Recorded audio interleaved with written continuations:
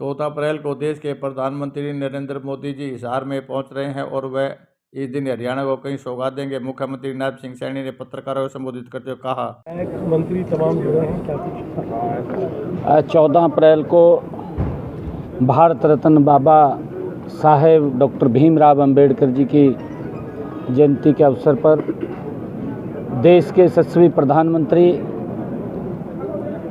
और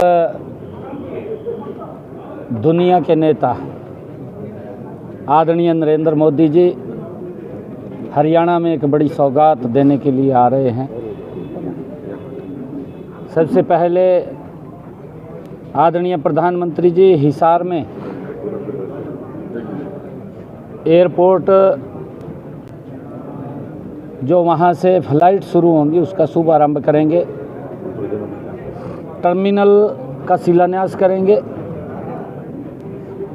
और हमारे हरियाणा के लोगों से वार्तालाप भी करेंगे।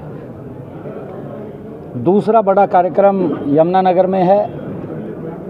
यमुनानगर में 800 मेगावाट का यूनिट उसका शिलान्यास करेंगे, वहाँ पर भी बड़ा कार्यक्रम हो रहेगा। डॉक्टर भीमराव अंबेडकर जी की जयंती के अवसर पर हमारे हरियाणा को दो बड़ी सौगातें आदरणीय प्रधानमंत्री जी देने के लिए आ रहे हैं और हम हरियाणा के लोग देश के यशस्वी प्रधानमंत्री आदरणीय नरेंद्र मोदी जी का दिल खोल करके स्वागत करेंगे। हमें गर्व है ऐसे प्रधानमंत्री पे जिन्होंने भारत की तस्वीर को लगातार बदलने का काम कर रहे हैं, जिनका एक विजन भी है, जिनका एक मिशन भी है कि भारत विकसित राष्ट्र बने और उस दिशा में गति से काम चल रहा है। तो हरियाणा के लोग भी आदरणीय प्रधानमंत्री जी के उस मिशन के साथ कंधे से कंधा मिला करके विकसित हरियाणा विकसित भारत गति से काम करेंगे। ये डबल इंजन सरकार की ताकत है और यहाँ ट्रिपल इंजन सरकार बनी है, 3 गुना गति से काम करेंगे। सर यहाँ जो सवा घंटा मीटिंग चली, मीटिंग में क्या चर्चा रही? क्या कुछ चर्चा रहा सर? अंदर सवा घंटा की मीटिंग में क्या चर्चा रही, क्या बातचीत हुई, क्या डिसीजन? तैयारियों को लेकर के बातचीत रही है। मैंने कहा है ना कि प्रधानमंत्री जी आ रहे हैं, दिल खोल करके हरियाणा के लोग स्वागत करेंगे। पूरी चर्चा रही है, एक एक बिंदु के ऊपर व्यवस्थाओं से लेकर के व्यवस्थाओं से संख्या की दृष्टि से हर बात को लेकर के सभी माननीय विधायकों ने और सभी माननीय मंत्रीगण ने बैठ कर के चर्चा की है।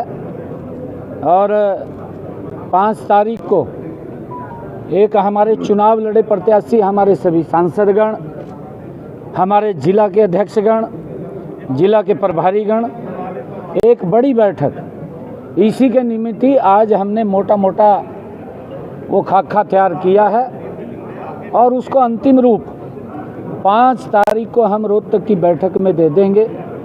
उस बैठक के अंदर हमने ये निर्णय किया कि वहाँ पर हमारे सभी माननीय जिला के अध्यक्ष, सभी हमारे जिलों के प्रभारी, सभी हमारे मेयर, सभी हमारे जिला परिषद के चेयरमैन और सभी हमारे विधायक और मंत्रीगण, सभी हमारे सांसदगण, सभी हमारे चुनाव लड़े प्रत्याशीगण, सब लोग आएंगे और आदरणीय प्रधानमंत्री जी का जोरदार स्वागत, क्योंकि हमारे हरियाणा के लिए बड़े गर्व की बात है कि हमें पहला एयरपोर्ट मिला है और ये आदरणीय प्रधानमंत्री जी के कर कमलों द्वारा मिला है।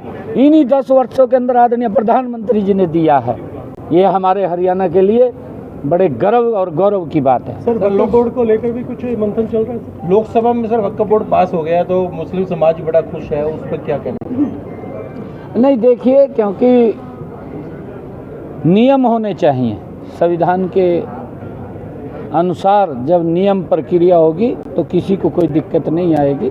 और उस नियम प्रक्रिया के अंदर जो वक्फ बिल आया है, क्योंकि कई प्रकार के डिस्प्यूटेड इसके अंदर थे, अब वक्फ बिल आने के बाद वो कोई डिस्प्यूट नहीं रहेगा, सारे डिस्प्यूट ठीक होंगे।